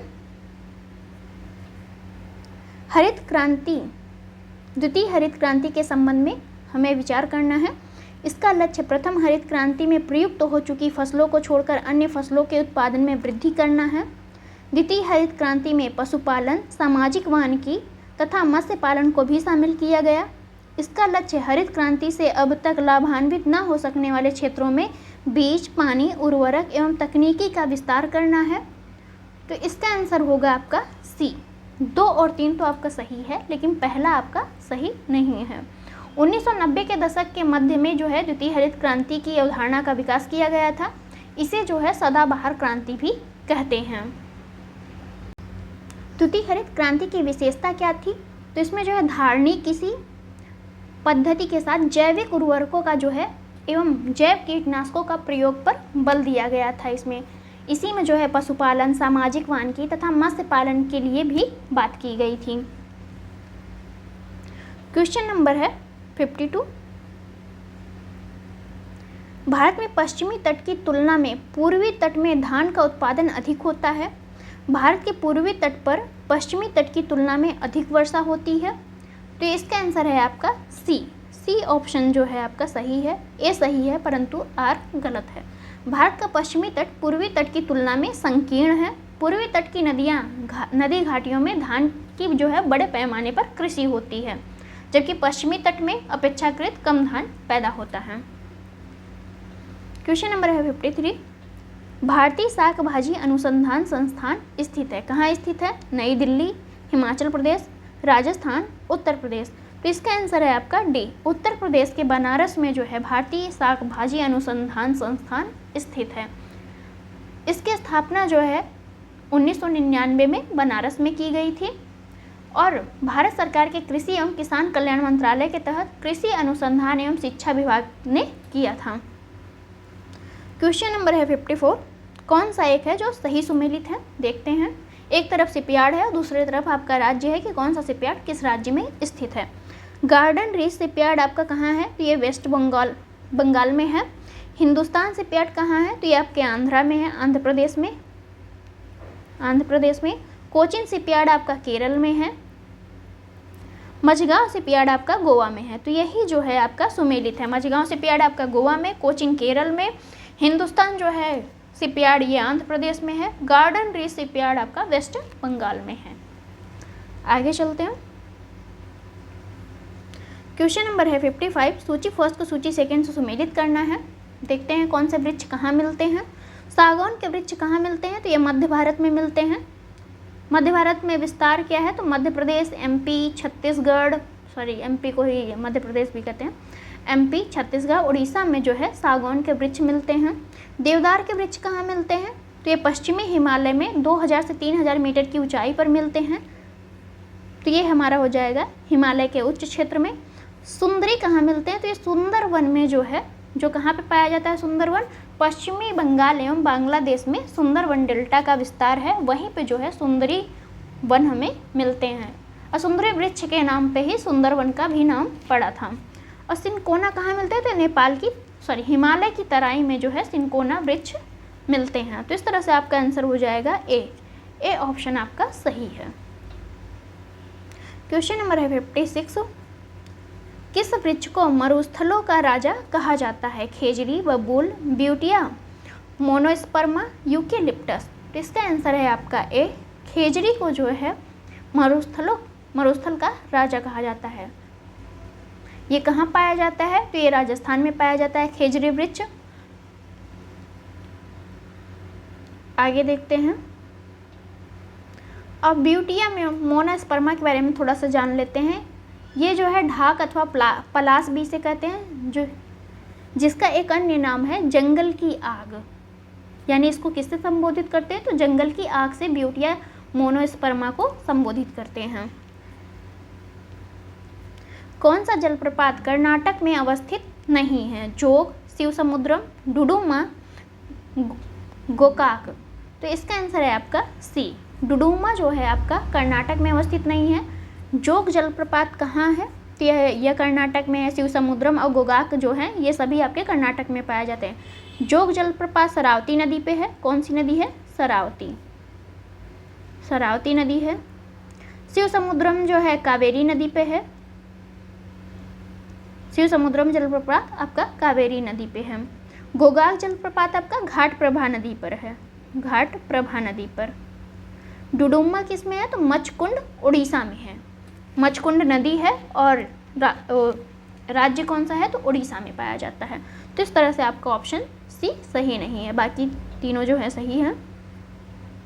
भारत मूलतः एक मानसूनी देश है। भारत उष्णकटिबंधीय अक्षांशों के बीच स्थित है। तो इसका आंसर है आपका बी। ए तो सही है लेकिन आर गलत है। आर क्यों गलत है? क्योंकि भारत का विस्तार उष्ण प्लस उपोष्ण कटिबंध में हुआ है। कैसे हम कह सकते हैं? क्योंकि ये 8 डिग्री 4 मिनट से शुरू होकर कहाँ तक इसका विस्तार माना जाता है? तो 37 डिग्री 6 मिनट तक इसका विस्तार माना जाता है भारत का। और हमारा जो उष्णकटिबंध कहाँ से कहाँ तक विस्तार होता है? तो ये 0 से लेकर 23.5 डिग्री तक इसका विस्तार होता है उष्णकटिबंध का। और इससे ज़्यादा है भारत तो कहाँ आ जा रहा है? तो उष्ण प्लस उपोष्ण दोनों में आता है भारत। तो इस तरह से सेकेंड ऑप्शन सही नहीं है। क्वेश्चन नंबर है 59, निम्नलिखित में से कौन सा युग्म सुमेलित नहीं है? देखना है हमें कि कौन जो है सुमेलित नहीं है। नुमालीगढ़ जो ये तेल शोधन कारखाना है और एक तरफ राज्य है। तो नुमालीगढ़ कहाँ है? तो ये असम में है, ये सही है। बरौनी कहाँ है? तो ये आपका बिहार में है। नागापट्टनम कहाँ है? तो ये आपके तमिलनाडु में है। नून माटी कहाँ है? तो ये असम में है। नून माटी तेल शोधन कारखाना कहाँ है? असम में है। तो इस तरह से ऑप्शन हो जाएगा डी। डी ऑप्शन जो है सही सुमेलित नहीं है, क्योंकि नून माटी आपका असम में है। नुमालीगढ़ और नून माटी दोनों ही असम में पड़ती हैं। क्वेश्चन नंबर 60 है, परमाणु ऊर्जा उत्पादन हेतु किस स्थान पर भारी जल संयंत्र स्थापित नहीं है? तालचेर, कैगा, हजीरा, कोटा व थाल में। तो इसका आंसर है आपका बी, कैगा में जो है भारत में परमाणु ऊर्जा हेतु भारी जल संयंत्र स्थित कहाँ नहीं है? तो कैगा में नहीं है। जबकि तालचेर और हजीरा, कोटा व थाल में इन सभी जगह जो है भारी जल संयंत्र स्थापित किए गए हैं। Indian institute of ecology and environment कहाँ स्थित है? हैदराबाद, बेंगलुरु, देहरादून, नई दिल्ली। तो इसका आंसर है आपका डी, नई दिल्ली में जो है Indian institute of ecology and environment स्थित है। ये इसकी स्थापना जो है 1980 में की गई थी, 1980 दिल्ली में की गई थी। और ये किसके तहत किया गया था? तो जो 1972 में स्टॉकहोम सम्मेलन हुआ था वो, और 1975 में बेलग्रेड सम्मेलन हुआ था, दोनों से जो है दोनों को सत्यापित करने के लिए दिल्ली में इसकी स्थापना की गई थी कि भारत भी अभी इन्हीं नियमों के तहत अपने आप को ले चलेगा। क्वेश्चन नंबर है 62, निम्नलिखित में से कौन सा असुमेलित है या सुमेलित नहीं है? विश्व ओजोन दिवस कब मनाया जाता है? तो ये आपका 16 सितंबर को मनाया जाता है। विश्व पृथ्वी दिवस 22 अप्रैल को मनाया जाता है। विश्व वानिकी दिवस आपका जो है 21 मार्च को, 22 मार्च को नहीं, 21 मार्च को मनाया जाता है। विश्व जनसंख्या दिवस आपका ये आपका 11 जुलाई को मनाया जाता है। तो सी ऑप्शन आपका सही नहीं है, बाकी सभी सुमेलित हैं। और आप बताइए कि अंतर्राष्ट्रीय स्पेस दिवस कब मनाया जा रहा है इंडिया के द्वारा? वो आपको ज़रूर तैयार होना चाहिए, क्योंकि इस बार चंद्रयान लॉन्च हुआ है उसी दिन। तो ये आपके इम्पॉर्टेंट पॉइंट है और कमेंट बॉक्स में आंसर जरूर करिएगा। क्वेश्चन नंबर है 63, निम्नलिखित में से कौन सा एक अजैविक घटक नहीं है? प्रकाश, मृदा, कार्बोहाइड्रेट, उत्पादक। तो इसका आंसर है आपका डी, उत्पादक जो होता है वो जैविक घटक में आता है। उत्पादक, उपभोक्ता और अपघटक ये सभी जैविक घटक के पार्ट हैं, जबकि प्रकाश, मृदा, कार्बोहाइड्रेट, वायु, तापमान, आर्द्रता ये सभी जो हैं आपके अजैविक घटक में आते हैं। तो जैविक घटक और अजैविक घटक में आप डिफरेंशिएट कर सकते हैं। क्वेश्चन नंबर है 64, सूची फर्स्ट को सूची सेकंड से सुमेलित करना है। परियोजना और प्रारंभ होने का वर्ष हमें बताना है। हाथी परियोजना कब स्टार्ट हुई थी? तो 1992 में जो है हाथी परियोजना शुरू हुई थी, जिसे हम एलिफेंट प्रोजेक्ट के नाम से जानते हैं। लाल पांडा परियोजना कब हुई थी? तो 1996 में लाल पांडा परियोजना की शुरुआत की गई थी। बाघ परियोजना 1973 में शुरू हुई थी, जिसे हम टाइगर प्रोजेक्ट कहते हैं। हंगुल परियोजना 1970 में शुरू हुई थी। तो इस तरह से आपका ऑप्शन सी सही है। ये सभी इंपॉर्टेंट परियोजनाएं हैं। एक जलीय जीव की सेहत ज्ञात करने के लिए किसकी गणना की जाती है? घुली हुई ऑक्सीजन, घुली हुई फ्लोरीन, घुली हुई मीथेन, घुली हुई कैल्शियम। तो आपका ए ऑप्शन सही है। घुली हुई ऑक्सीजन में जो है हम इसका मापन करते हैं कि एक जलीय जीव का सेहत कैसे मापन किया जाता है। एक जलीय जीव की सेहत ज्ञात करने के लिए जल में ऑक्सीजन जितनी मात्रा में घुली होती है उसे हम कहते हैं एक जलीय जीव की सेहत सही है या नहीं सही है, उस पर हम देखते हैं। क्वेश्चन नंबर है 66, एक पारिस्थितिकी तंत्र में विभिन्न पोषण स्तर में ऊर्जा स्थानांतरण का नियम कहलाता है। ऊर्जा संरक्षण का नियम, ऊर्जा ह्रास का नियम, ऊर्जा स्थानांतरण का 10% नियम, ऊर्जा स्थानांतरण का 10-100% नियम। तो इसका आंसर है आपका सी, ऊर्जा स्थानांतरण का 10% का नियम इसे हम कहते हैं। और ये 10% का नियम दिया किसने था? तो लिंडमैन ने दिया था। लिंडमैन नामक एक वैज्ञानिक थे जिन्होंने ऊर्जा का 10% नियम दिया था। इसमें क्या होता है कि जो एक पोषण स्तर से दूसरे पोषण स्तर में हम जाते हैं तो ऊर्जा का स्थानांतरण होता है। वो कितना होता है? तो मान लीजिए हमने पहला पोषण स्तर है, यहाँ पे 100 यूनिट हमने इनको ऊर्जा दी है, और दूसरे पोषण स्तर में आते आते हमें ये 90% जो है 90% ऊर्जा ये एब्जॉर्ब कर लेगा फर्स्ट वाला, और बचेगा सिर्फ 10%। तो 10% सेकेंड वाला एब्जॉर्ब करेगा। अब सेकेंड में अगर हम थर्ड जाएंगे तो ये 9% ये एब्जॉर्ब कर लेगा, सिर्फ 1% इसके पास आएगा। तो इसीलिए हम कहते हैं ऊर्जा का 10% का नियम, कि पहले पोषण स्तर से अगर हम दूसरे पोषण स्तर में जा रहे हैं तो आगे सिर्फ 10% ही ऊर्जा का ट्रांसफ़र होगा, बाकी सारा एब्जॉर्ब कर लेगा फर्स्ट वाला या सेकेंड वाला, जैसे भी होगा। और ऊर्जा का स्थानांतरण किस दिशा में होता है, तो ये सिर्फ एक ही दिशा में होता है। इसे हम क्या कहते हैं, ऊर्जा का स्थानांतरण एक दिवसीय होता है। आगे चलते हैं। क्वेश्चन नंबर है 67। मॉन्ट्रियल सम्मेलन 1987 में कौन सा बड़ा फैसला लिया गया था मॉन्ट्रियल सम्मेलन में? देखते हैं। विकसित देश वर्ष 2000 तक पूरी तरह से CFC उत्पादन पर प्रतिबंध लगाएंगे। विकसित देश वर्ष 2010 तक पूरी तरह से CFC उत्पादन पर प्रतिबंध लगाएंगे। विकासशील देश वर्ष 2000 तक पूरी तरह से CFC उत्पादन पर प्रतिबंध लगाएंगे। विकासशील देश 2020 तक पूरी तरीके से CFC उत्पादन पर प्रतिबंध लगाएंगे। तो इसका आंसर हो जाएगा आपका ए, कि विकसित देश जो है 2000 तक वर्ष 2000 तक पूरी तरह से जो है CFC उत्पादन पर प्रतिबंध लगाएंगे। यही जो है मॉन्ट्रियल प्रोटोकॉल में कहा गया था। मॉन्ट्रियल प्रोटोकॉल एक अंतर्राष्ट्रीय संबंधी है जिसमें ओजोन परत संरक्षण से संबंधित है। ये कब आया था? तो 1987 में आया था आपका मॉन्ट्रियल प्रोटोकॉल। आगे बढ़ते हैं। क्वेश्चन नंबर है 68।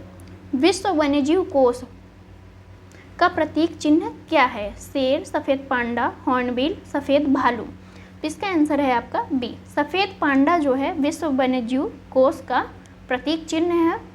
और इसकी स्थापना कब हुई थी? तो 29 अप्रैल 1961 को जो है विश्व वन्यजीव कोष की स्थापना हुई थी। आगे देखते हैं। कुछ वर्ष पहले तक गिद्ध भारतीय देहातों में आमतौर पर दिखाई देते थे, किंतु आजकल कभी कभार ही नजर आते हैं। इस स्थिति के क्या कारण थे कि अब वो पहले तो वो दिखाई देते थे लेकिन अब गिद्ध नहीं दिखाई देते हैं? नवीन प्रवेशी जातियों द्वारा उनके नीड़ स्थलों का नाश, गोपशु मालिकों द्वारा रुग्ण पशुओं के उपचार हेतु प्रयुक्त एक औषधि, उन्हें मिलने वाले भोजन में कमी, उनमें व्यापक दीर्घस्थायी तथा घातक रोग हुआ। तो इसका आंसर हो जाएगा आपका बी, कि जो पशु हैं, जो हमारे घर में पशु पाले जाते हैं, उनके जो दर्द निवारण के लिए एक दवा दी जाती है जिसका क्या नाम है? डाइक्लोफेनिक दवा। वो दवा क्या करती है? पशु को दी जाती है, पशु तो ठीक हो जाते हैं, लेकिन जब ये पशु मर जाते हैं तो जब गिद्ध उन्हें खाने आते हैं, बाहर पशु को फेंक दिया जाता है, तो जब गिद्ध उन्हें खाते हैं और गिद्ध खा के उनको मर रहे हैं, क्योंकि ये दवा उन पे असर करती है गिद्धों के किडनी पर। तो इस वजह से इनकी आबादी गिद्धों की कम हो गई है। भारत में वर्ष 2000 से ये डाइक्लोफेनिक जो दवा है इस पर प्रतिबंध लगा दिया गया है।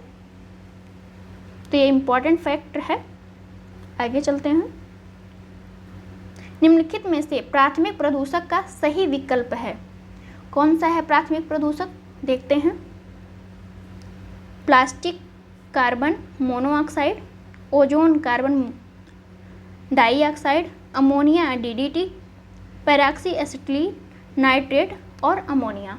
तो इसका आंसर हो जाएगा आपका ए, प्लास्टिक कार्बन मोनोऑक्साइड। ये दोनों जो हैं आपके प्राथमिक प्रदूषक के अंतर्गत आते हैं। तो प्राथमिक प्रदूषक के अंतर्गत कौन से आते हैं और भी देख लेते हैं हम, जैसे सल्फर डाइऑक्साइड, नाइट्रोजन के oxide, carbon dioxide, carbon monoxide, plastic DDT आदि जो है हमारे प्राथमिक प्रदूषक के अंतर्गत आते हैं। जबकि द्वितीयक प्रदूषक के अंतर्गत कौन कौन से आते हैं? तो सल्फर डाइऑक्साइड, अमोनिया, ओजोन और स्मॉग, ये सभी आपके द्वितीयक प्रदूषक के अंतर्गत आते हैं। और आपका पैराक्सी एसिटिलीन भी द्वितीयक प्रदूषक है। तो इस तरह से आपको पता होना चाहिए कि प्राथमिक प्रदूषक कौन है और द्वितीयक प्रदूषक कौन है। क्वेश्चन नंबर 71 है, निम्नलिखित में से कौन सा पिरामिड सदैव सीधा होता है? संख्या पिरामिड, बायोमास पिरामिड, ऊर्जा पिरामिड, उपयुक्त सभी। तो इसका आंसर है आपका सी। ऊर्जा पिरामिड जो होता है वो सदैव सीधा होता है।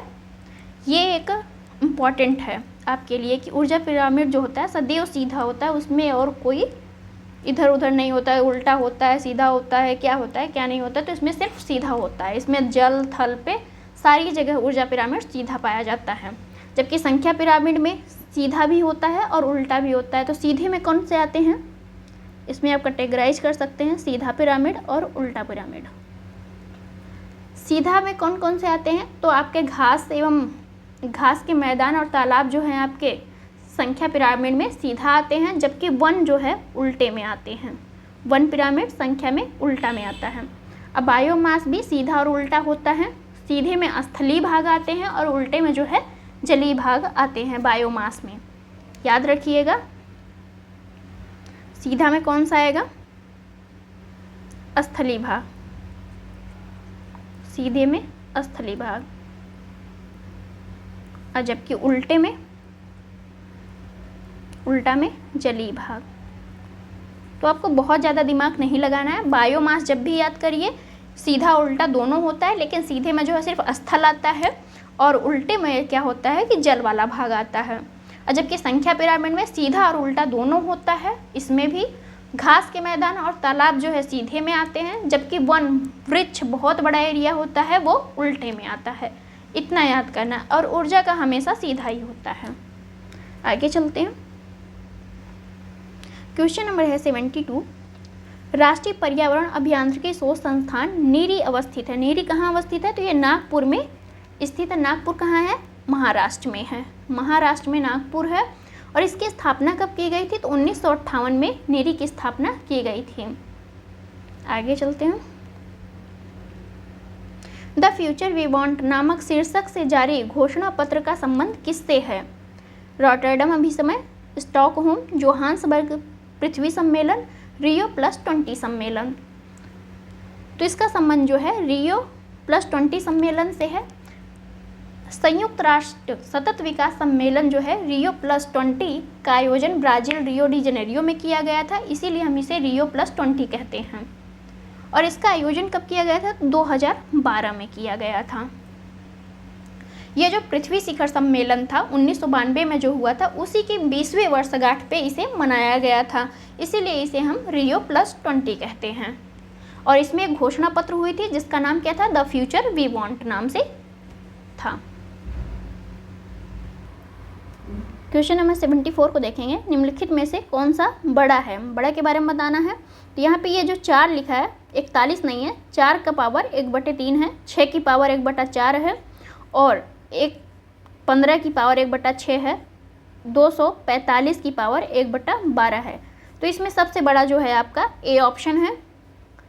सेकंड 75 नंबर देखेंगे हम। इसमें दिया है बराबर है, ये जो है किसके बराबर है, तो इस तरह से हम डिजिट को एक साथ कर लेंगे और भिन्न वाले को एक साथ कर लेंगे। तो इसका आंसर हो जाएगा हमारा 1236 हो जाएगा। क्वेश्चन नंबर है 76।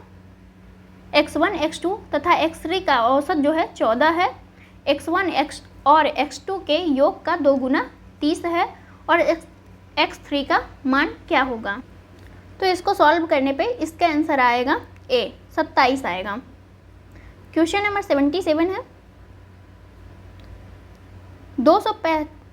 425 रुपये को 4 पुरुषों 5 महिलाओं और 6 बच्चों में 9, 8 और 4 के अनुपात में बांटा जाता है। तो एक पुरुष का हिस्सा कितना होगा, तो इसमें जो एक पुरुष का हिस्सा आएगा वो आएगा 38 रुपये 25 पैसे।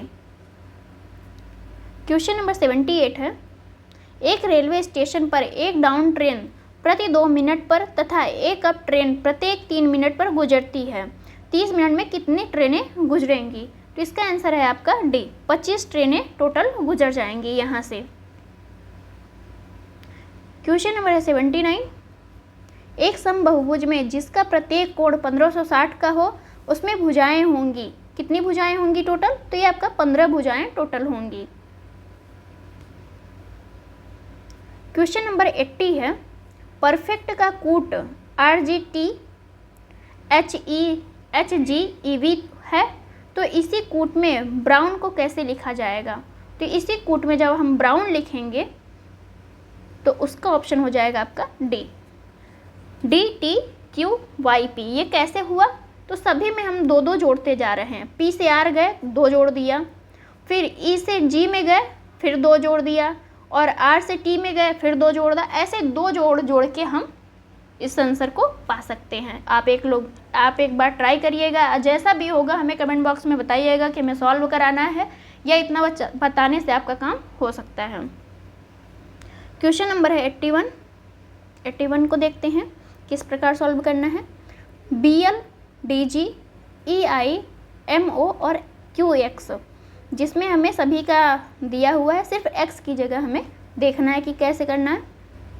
तो यहाँ पे हम देखेंगे B का होता है 2 नंबर पे B होता है, और L जो होता है 12 नंबर पे होता है। जब इसमें से हम 2 माइनस करेंगे तो ये हम 12 पहुँच जाएंगे, और DG जो है, D हमारा 4 पे होता है और G जो होता है 7 पे होता है। इसमें से 2 माइनस करेंगे तो हम 9 नंबर पे पहुँच जाएंगे।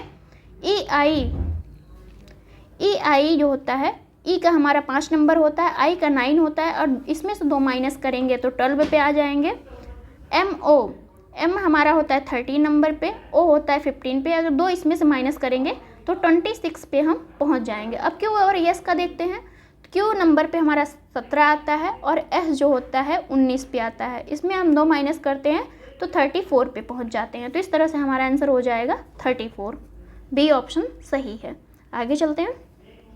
क्वेश्चन नंबर है 82। गीता की ओर इंगित करते हुए रमेश ने कहा, मैं उनकी माँ के पुत्र का इकलौता पुत्र हूँ। गीता का रमेश से क्या संबंध है? तो देखते हैं। तो यहाँ पे हम देखेंगे, गीता की ओर इंगित करते हुए रमेश ने कहा, यहाँ पे हम रमेश को लिखते हैं। रमेश ने कहा, मैं उनकी माँ का हूँ। अब गीता क्या है? गीता की माँ बना ले पहले हम। ये गीता हैं और ये इनकी माँ है। माँ के पुत्र का एकलौता पुत्र हूँ।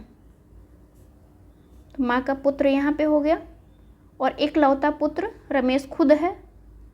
तो ये गीता का और रमेश से क्या संबंध है? तो ये इनकी बुआ हो गई, क्योंकि ये दोनों आपस में भाई बहन हैं। तो इस तरह से आंसर सी हो जाएगा। क्वेश्चन नंबर है 83। चार्ट में लुप्त संख्या बताना है। देखते हैं लुप्त संख्या के बारे में। तो यहाँ पे हम देखते हैं, 2 में अगर हम 1 जोड़ते हैं तो 3 आ जाता है, और 3 में अगर हम 2 जोड़ते हैं तो ये हमारा 5 आ जाएगा, और 5 में अगर हम 3 जोड़ेंगे तो 8 आ जाएगा, ये हमारा आ जाएगा 8। और 8 में अगर हम 4 जोड़ेंगे तो 8 4 12 हो जाएगा, तो ये ऑप्शन आ जाएगा हमारा। और 12 में अगर हम 5 जोड़ेंगे तो कितना आ जाएगा? 17 आ जाएगा, ये आ जाएगा। और 17 में 6 जोड़ते हैं तो 23 आ जाएगा, ये ऑप्शन आ जाएगा आपका। और 23 में 7 जोड़ते हैं, 23 में 7 जोड़ते हैं तो कितना आ जाएगा? 30 आ जाएगा। तो ये ऑप्शन हमारा जो खाली है वो कौन सा है? तो ये 30 नंबर है। इसमें देखिए हमने 1 2 3 4 5 यही जोड़ा है। आगे देखते हैं। क्वेश्चन नंबर है 84। यूएस चैम्बर ऑफ कॉमर्स द्वारा जारी अंतर्राष्ट्रीय बौद्धिक संपदा सूचकांक 2022 में भारत का कौन सा स्थान है? तो भारत का कौन सा स्थान है? तो भारत का 43 नंबर पे स्थान है यूएस चैम्बर में। 55 देशों का ये टोटल समूह है, जिसमें से भारत का स्थान कौन सा है? 43 नंबर स्थान है। कब का है ये रिपोर्ट? तो ये 2022 का है। ये रिपोर्ट की 16वीं संस्करण है। आगे क्वेश्चन देखते हैं। क्वेश्चन नंबर है 85। किस राज्य की कैबिनेट ने ई कचरे का निपटान करने के लिए देश के पहले ई वेस्ट इको पार्क को मंजूरी प्रदान की है? तो यह आपका दिल्ली सरकार ने इको पार्क को मंजूरी प्रदान की है। क्वेश्चन नंबर है 86। मनरेगा के संदर्भ में मनरेगा के लिए लोकपाल ऐप को अमित शाह ने लॉन्च किया। यह ऐप ई गवर्नेंस की ओर एक कदम है जो लोकपाल को पारदर्शी और जवाबदेह तरीके से अपने कर्तव्यों का पालन करने में मदद करेगा। तो इसका आंसर है आपका बी। केवल दूसरा सही है, पहला आपका सही नहीं है। ई कचरे के वैज्ञानिक और पर्यावरणीय रूप से सुरक्षित निराकरण और निपटान में सुरक्षित निराकरण और निपटान में ई कचरा प्रबंधन इको पार्क से काफ़ी मदद मिलेगी हमें। तो इस तरह से हमारा सिर्फ दूसरा ऑप्शन सही है, पहला सही नहीं है। 87 नंबर क्वेश्चन देखते हैं। हाल ही में जल शक्ति अभियान कैच द रेन 2022 अभियान का शुभारंभ किसने किया है? तो इसका आंसर है आपका सी, रामनाथ कोविंद ने शुरू किया है। भारतीय प्रतिभूति और विनिमय बोर्ड सेबी की पहली महिला अध्यक्ष कौन बनी है? तो सेबी की पहली महिला अध्यक्ष जो है माधुरी पुरी बुच बनी है। दुनिया की पहली प्लांट बेस्ड कोविड-19 वैक्सीन कौन सी है? तो इसमें हम देखेंगे कौन सी वैक्सीन है। तो इसका आंसर है आपका डी, कोविफेंज जो है ये है। और कनाडा दुनिया का पहला देश बन गया जिसने प्लांट बेस्ड कोविड-19 वैक्स का विकास किया, जिसका नाम क्या रखा है? कोविफेंज। किसने मैक्सिको को ओपन टेनिस टूर्नामेंट में पुरुष सिंगल्स वर्ग का खिताब जीता? तो ये हैं आपकी राफेल नडाल ने जीता है, जो स्पेन के हैं।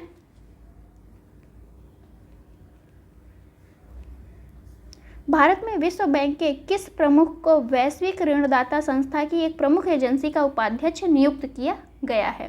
तो इसका आंसर है आपका बी, जुनैद कमाल अहमद को जो है भारत में विश्व बैंक के प्रमुख जुनैद कमाल अहमद को वैश्विक ऋणदाता संस्था की एक प्रमुख एजेंसी का उपाध्यक्ष नियुक्त किया गया है।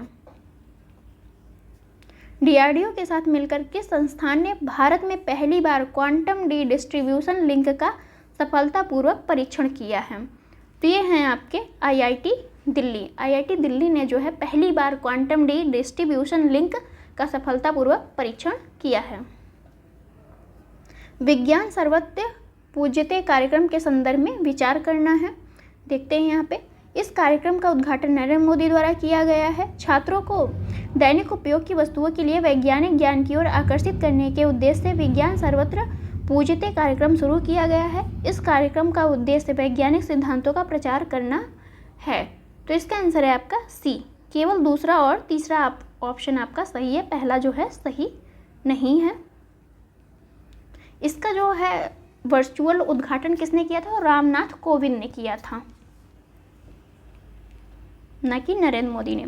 हाल ही में राष्ट्रपति रामनाथ कोविंद ने कहाँ पर आरोग्य वनम का उद्घाटन किया है?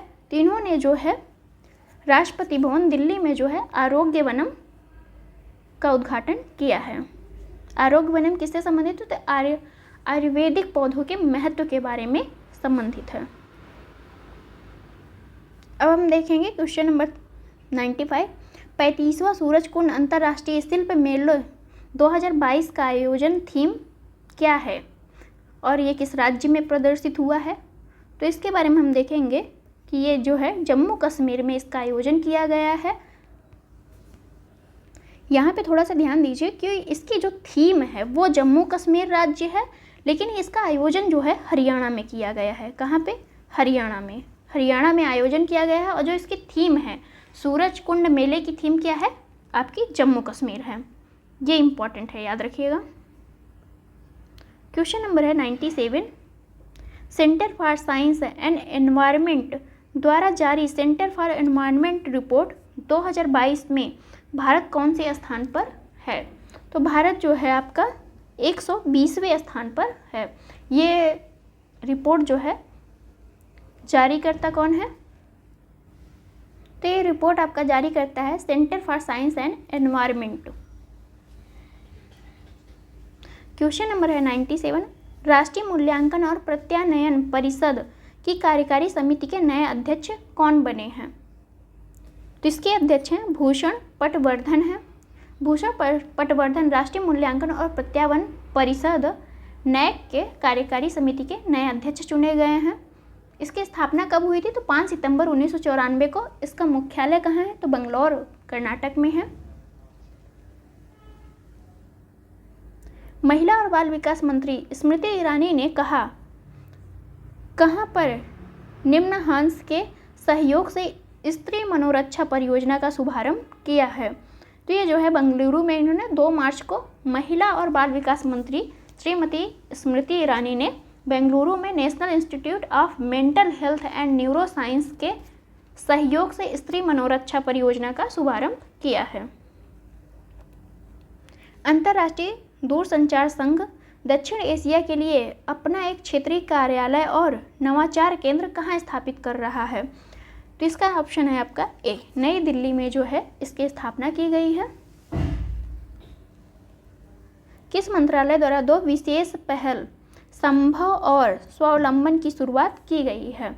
तो इसका जो है ऑप्शन ए है, एमएसएमई मंत्रालय द्वारा संभव और स्वावलंबन पहल की शुरुआत की गई है।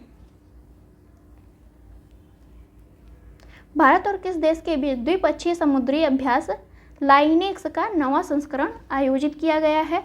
तो नवा संस्करण जो है लाइनेक्स का, ये किसके द्वारा है? तो श्रीलंका, भारत श्रीलंका के द्वारा जो है समुद्री अभ्यास किया जाता है लाइनेक्स नाम का, जिसमें नौसेनाएं भाग लेती हैं। क्वेश्चन नंबर है 102, स्टडी इन इंडिया मीट 2022 के संदर्भ में कथनों पर विचार करना है। इसका आयोजन कोलंबो श्रीलंका में किया जाएगा। भारतीय उच्च आयोग द्वारा आयोजित कार्यक्रम का उद्घाटन बांग्लादेश के शिक्षा मंत्री दीपू मोनी और बांग्लादेश में भारत के उच्चायुक्त विक्रम दोराई स्वामी ने किया। तो इसका आंसर है बी। केवल आपका दूसरा सही है, पहला सही नहीं है। बांग्लादेश के शिक्षा मंत्री ने कहा कि दोनों देशों के बीच शैक्षणिक आदान प्रदान से दोनों देशों के बीच मैत्रीपूर्ण संबंध और मजबूत होंगे। भगवान बुद्ध की भारत में सबसे बड़ी शयन मुद्रा प्रतिमा का निर्माण कहाँ किया जा रहा है? जिसका उद्घाटन फरवरी 2023 में किया जाएगा। तो ये कहाँ किया जा रहा है? ये आपके बोध गया बिहार में किया जा रहा है। केंद्रीय गृह मंत्री अमित शाह ने किस राज्य में 33% सरकारी नौकरियों में महिलाओं को आरक्षण देने की घोषणा की है? तो इसका आंसर है आपका ए, त्रिपुरा में जो है केंद्रीय गृह मंत्री अमित शाह ने 8 मार्च 2022 को अंतर्राष्ट्रीय महिला दिवस पर त्रिपुरा में सरकारी नौकरियों में महिलाओं के लिए 33% जो है आरक्षण देने की बात की है। प्लास्टिक प्रदूषण से निपटने के लिए 5वीं संयुक्त राष्ट्र पर्यावरण सभा का आयोजन कहाँ किया जा रहा है? इसका आयोजन जो है नैरोबी केन्या में किया जा रहा है। नेपाल के किस ट्रांसजेंडर कार्यकर्ता को इंटरनेशनल वुमेन ऑफ करेज पुरस्कार से सम्मानित किया गया है? तो ये हैं आपकी भूमिका श्रेष्ठ, ट्रांसजेंडर हैं, ये नेपाल की हैं जो।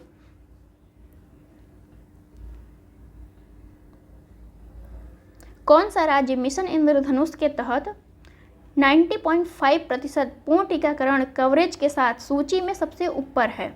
तो इसका आंसर है आपका ए, उड़ीसा जो है आपका सूची में सबसे फर्स्ट पे है। और मिशन कौन सा चल रहा है? इंद्रधनुष है, जिसमें 4.0 यानी चौथा संस्करण इसका चल रहा है। भाषा सर्टिफिकेट सेल्फी अभियान किस मंत्रालय ने शुरू की थी? ये जो है आपका शिक्षा मंत्रालय ने शुरू किया था। शिक्षा मंत्रालय ने एक भारत श्रेष्ठ भारत के तहत जो है भाषा सर्टिफिकेट सेल्फी अभियान का शुभारंभ किया था। हाल ही में किस मंत्रालय द्वारा ग्रामीण स्वरोजगार प्रशिक्षण की शुरुआत की गई है? ग्रामीण विकास मंत्रालय, गृह मंत्रालय, श्रम और रोजगार मंत्रालय, वाणिज्य एवं उद्योग मंत्रालय। तो इसका आंसर है आपका ए, ग्रामीण एवं विकास मंत्रालय जो है इन्होंने शुरू किया था। किस संगठन ने प्रदूषणकारी वस्तुओं के आयात पर विश्व का पहला कार्बन डाइऑक्साइड उत्सर्जन शुल्क लगाने का फैसला किया है? ये कौन सा देश है? देखते हैं इसके बारे में। तो इसका आंसर है आपका ए, यूरोपीय संघ। यूरोपीय संघ के देशों द्वारा जो है प्रदूषणकारी वस्तुओं के आयात पर विश्व का पहला कार्बन डाइऑक्साइड उत्सर्जन शुल्क लगाने का फैसला किया गया है। किस दशक से भारत की जनसंख्या वृद्धि दर में निरंतर घटने की प्रवृत्ति दिखाई देती है? तो इसका आंसर है आपका सी, 1971 से। भारत की जनसंख्या में सर्वाधिक वृद्धि 1961 में हुई थी। कितना था जो 24.80% के राउंड। नीचे दिए गए राज्यों में से किसका लिंगानुपात राष्ट्रीय लिंगानुपात से कम है? तो ये है आपका अरुणाचल। अरुणाचल का लिंगानुपात कितना है?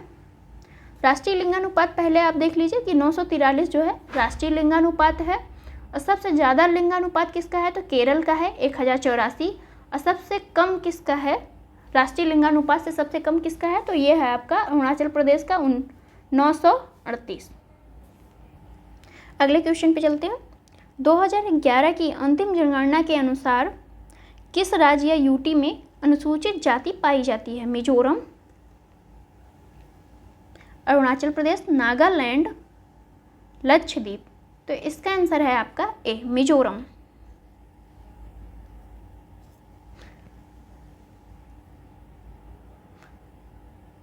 आगे चलते हैं।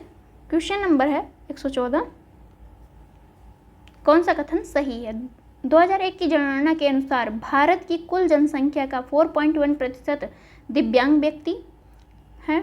2001 की तुलना में 2011 में जनसंख्या घनत्व में 77% मतलब 77 की वृद्धि हुई है। 2011 की जनगणना रिपोर्ट के अनुसार उत्तर प्रदेश की साक्षरता दर आंध्र प्रदेश से अधिक है। 2011 की जनगणना रिपोर्ट में सर्वाधिक जनसंख्या वृद्धि वाला राज्य नागालैंड है। तो इसका आंसर है आपका सी ऑप्शन आपका सही है, बाकी सभी जो हैं गलत हैं। देख लेते हैं एक बार हम। 2011 में जनसंख्या घनत्व जो है 325 था। कितना था? 325।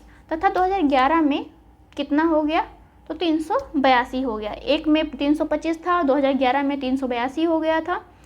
जनसंख्या घनत्व में 57 की वृद्धि हुई थी, न कि 77 की। कितनी वृद्धि होती? 57 की। उत्तर प्रदेश की साक्षरता दर 67.7% है। आंध्र प्रदेश की जो साक्षरता दर है वह 67.0% है। अर्थात जो है उत्तर प्रदेश की साक्षरता दर आंध्र प्रदेश से अधिक है। सर्वाधिक दशकीय वृद्धि वाला जो दर है वो किसका है तो दादर एंड नागर हवेली का 55.9% है। नागालैंड का जो है दशकीय वृद्धि दर -0.6 है। तो इस तरह से हम इसको देख सकते हैं। सी ऑप्शन सिर्फ सही है। निम्नलिखित में से किस राज्य की जनसंख्या अन्य 3 से अधिक है? किसकी अधिक है? तो ये जो है उड़ीसा की जो है सबसे अधिक है। निम्नलिखित में से कौन सा कथन सही नहीं है? उत्तर प्रदेश का सर्वाधिक आबादी वाला जिला प्रयागराज है। उत्तर प्रदेश का लिंगानुपात 918 नहीं है। उत्तर प्रदेश का लिंगानुपात कितना है? 912 है, 918 नहीं है। ये बात सही है। 2001 से 11 के दौरान उत्तर प्रदेश के लिंगानुपात में 14 की वृद्धि हुई है। उत्तर प्रदेश की नगरीय जनसंख्या का प्रतिशत 24.3 है। तो इसका आंसर हो जाएगा आपका डी ऑप्शन जो है सही नहीं है, बाकी सभी सही हैं। उत्तर प्रदेश का सर्वाधिक एवं न्यूनतम साक्षरता दर वाला जिला कौन सा है? तो इसका आंसर है आपका सी। गौतम बुद्ध सर्वाधिक साक्षर जिला है और श्रावस्ती जो है सबसे कम साक्षर जिला है। गौतम बुद्ध नगर में कितना है? 80.12%। और जबकि आपका श्रावस्ती में कितना है? 46.70%। अनुकूलतम जनसंख्या सिद्धांत के प्रवर्तक थे कौन थे? तो इसका आंसर है आपका सी। एडविन केनन जो थे वो ब्रिटिश अर्थशास्त्री थे। इन्हीं ने जो है अनुकूलतम जनसंख्या सिद्धांत के दिया था। इनको जनक भी मानते हैं। आगे देखेंगे। क्वेश्चन नंबर 119 है। निम्न में से किस राज्य की जनसंख्या में नगरीय जनसंख्या का प्रतिशत अधिक है? नगरीय जनसंख्या प्रतिशत वाला राज्य कौन सा है? तो ये आपका सी है, गोवा। क्वेश्चन नंबर है 120। केंद्र शासित प्रदेशों में न्यूनतम नगरीय जनसंख्या वाला प्रदेश है। न्यूनतम नगरीय जनसंख्या वाला प्रदेश कौन सा है? तो यह है आपका ए, लक्षद्वीप जो है यहाँ पे सबसे कम नगरीय जनसंख्या वाला देश है। ये देश नहीं है, राज्य है भारत का। निम्नलिखित कथनों पर विचार करना है। बाराबंकी, बदायूं, रामपुर जनपदों में मेथा तेल उद्योग स्थापित है। बाराबंकी में मेथा तेल की शुद्धता की जांच हेतु fragrance and flavour development centre की स्थापना की गई है। तो इसका आंसर है आपका ए। केवल एक सही है, दूसरा आपका सही नहीं है। भारत के कुल मेथा तेल के उत्पादन में उत्तर प्रदेश का योगदान कितना है? 90% के राउंड है। निम्नलिखित घरानों में से कौन सा एक सितार वादन के लिए विशेष तौर पर जाना जाता है? तो कौन सा घराना है जो आपके सितार वादन के लिए जाना जाता है? ये आपका इटावा घराना है, जो कहाँ पे है? इटावा घरानों को गौरीपुर घराना भी हम कहते हैं। इसमें इम्पॉर्टेंट कौन कौन लोग हैं वो देख लेते हैं। इनायत खां, विलायत खां, इमदाद खां, ध्रुव तारा, यही सब जो हैं आपके प्रमुख सितार वादक हैं। रोजा ताप विद्युत परियोजना की स्थापना कहाँ की गई है? तो इसका आंसर है आपका बी, शाहजहांपुर में जो है इसकी स्थापना की गई है। किस राज्य सरकार द्वारा किसान कल्याण मिशन शुरू किया गया है? तो उत्तर प्रदेश राज्य द्वारा जो है किसान कल्याण मिशन शुरू किया गया है 2021 में। निम्नलिखित राज्यों में से कौन से उत्तर प्रदेश के सीमावर्ती राज्य हैं? तो देखते हैं कौन से सीमावर्ती राज्य हैं या यूपी से कौन सटे हैं। तो इसका आंसर है आपका B C D, Rajasthan, Chhattisgarh, Jharkhand जो है यूपी से सीमा बनाते हैं, जबकि पंजाब यूपी से सीमा नहीं बनाता है। दिल्ली भी यूपी से सटा हुआ है। बुंदेलखंड के निम्नलिखित नृत्यों में से कौन सा एक नृत्य पुत्र जन्मोत्सव पर, मतलब जन्म के उत्सव पर मनाया जाता है? तो इसका आंसर हो जाएगा आपका सी, ख्याल नृत्य जो है आपके पुत्र जन्म उत्सव पर कहाँ पे मनाया जाता है? तो बुंदेलखंड में मनाया जाता है। आगे देखते हैं। कथनों पर विचार करना है। उत्तर प्रदेश में महिला कल्याण एवं बाल विकास के लिए प्रशासनिक मशीनरी के रूप में 1988 में बाल विकास सेवा एवं पुष्टाहार निदेशालय की स्थापना की गई। उत्तर प्रदेश में 1989 में महिला एवं बाल विकास विभाग की स्थापना की गई थी। तो इसका आंसर है आपका सी, दोनों ही कथन आपके सही हैं। वीवी गिरी राष्ट्रीय श्रम संस्थान कहाँ स्थित है? तो ये आपके जो है नोएडा में स्थित है। वीवी गिरी संस्थान 1962 में इसकी स्थापना हुई थी। निम्नलिखित स्थानों में से कहाँ पशु चिकित्सा पॉलीक्लिनिक स्थापित किया गया है? तो ये आपके जो है गोरखपुर, मुजफ्फरनगर, वाराणसी, सफई, सभी जगह जो है इसकी स्थापना की गई है पशु चिकित्सा संस्थान की। निम्नलिखित कथनों पर विचार कीजिए। उत्तर प्रदेश को 20 कृषि जलवायु क्षेत्रों में वर्गीकृत किया गया है। उत्तर प्रदेश में कुल कृषि पारिस्थितिकी क्षेत्रों की संख्या 9 है। तो इसका आंसर है आपका डी, न तो एक सही है और न ही दो सही है। उत्तर प्रदेश को कुल 9 कृषि जलवायु क्षेत्रों में विभाजित किया गया है। इसे कुल 20 कृषि पारिस्थितिकी क्षेत्रों में कितने में बांटा गया है? 20 में।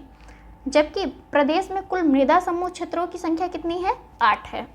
तो इसमें बस जस्ट अपोजिट कर दीजिए, दोनों ही सही हो जाएंगे।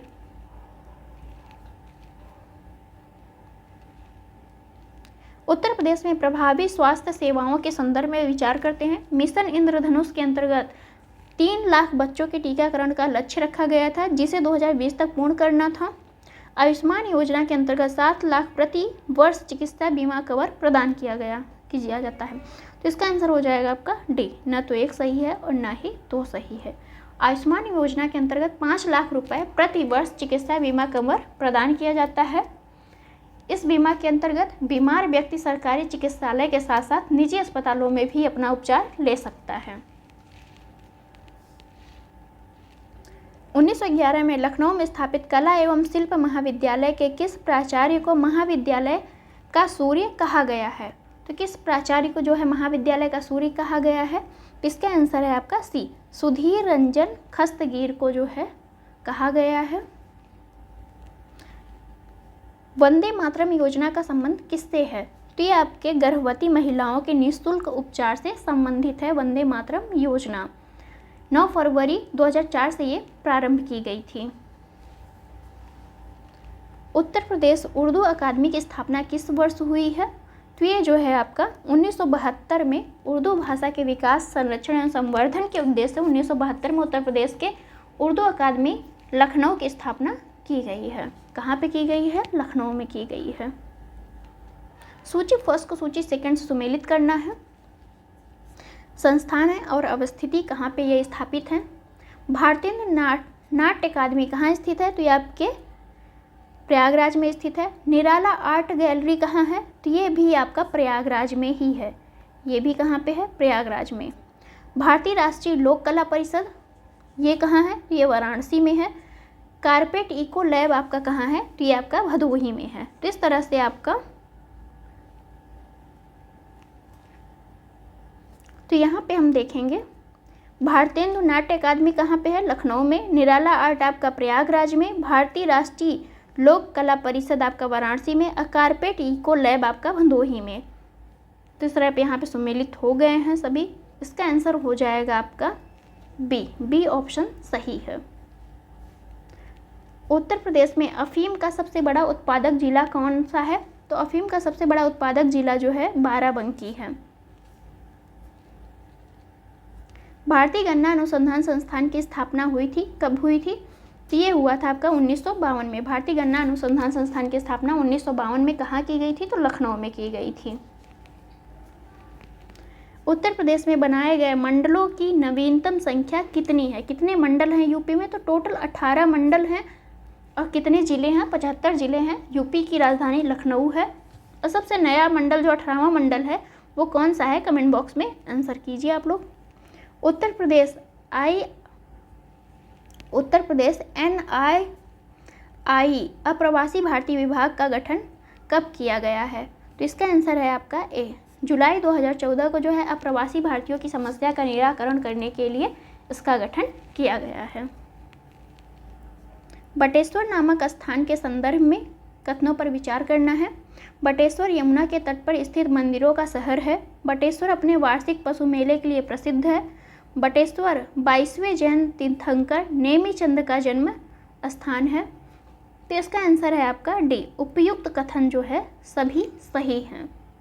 बटेश्वर आगरा से 70 किलोमीटर की दूरी पर स्थित है। यह यमुना तट पर स्थित मंदिरों का एक शहर है। बटेश्वर में जो है आपका पशु मेला होता है जिसके लिए यह जाना जाता है। और 22वें जो जैन तीर्थंकर थे नेमीचंद का जन्म स्थान भी यही है। तो इस तरह से आपकी ये सीरीज कंप्लीट हुई। आपको कैसा लगा कमेंट बॉक्स में ज़रूर बताइएगा। Thank you for watching friends.